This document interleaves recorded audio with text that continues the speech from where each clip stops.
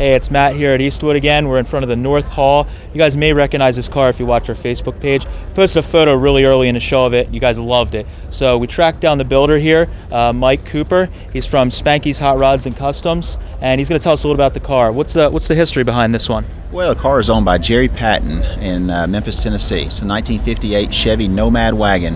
Not very many of these cars were built, so we really wanted to save this car.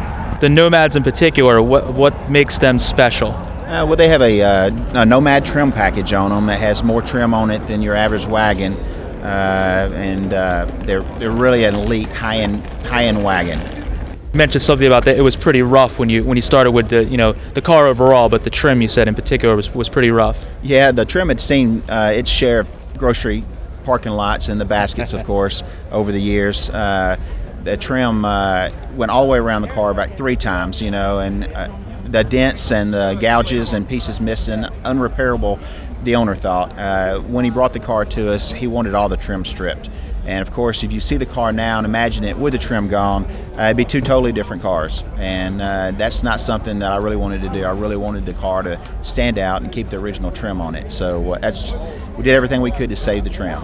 Wow, yeah, it looks really good. Now, along the way of restoring the trim, you said it was a long process, but you did it all in-house, and you used a couple Eastwood products, is that correct? That's correct. If it wasn't for you guys with your special trim tools, it would have been hard to do. I mean, we used the little anvil and the little hammers and all of the buffing products, all your buffing wheels and the compounds to get this luster back in that was once, from the factory.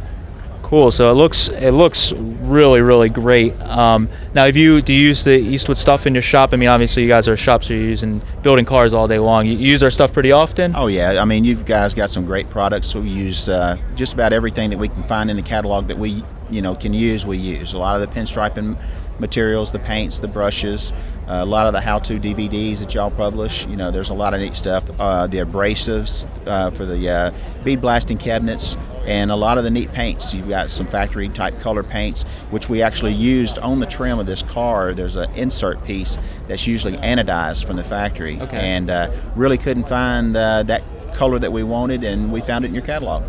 Perfect. Well, that's great. I'm really glad that we helped with this car, and it came out amazing. So it's definitely probably one of my favorite cars here this weekend. So thanks for letting us take a look at it, and can't wait to see some other cars you guys are doing. All right. Thanks again.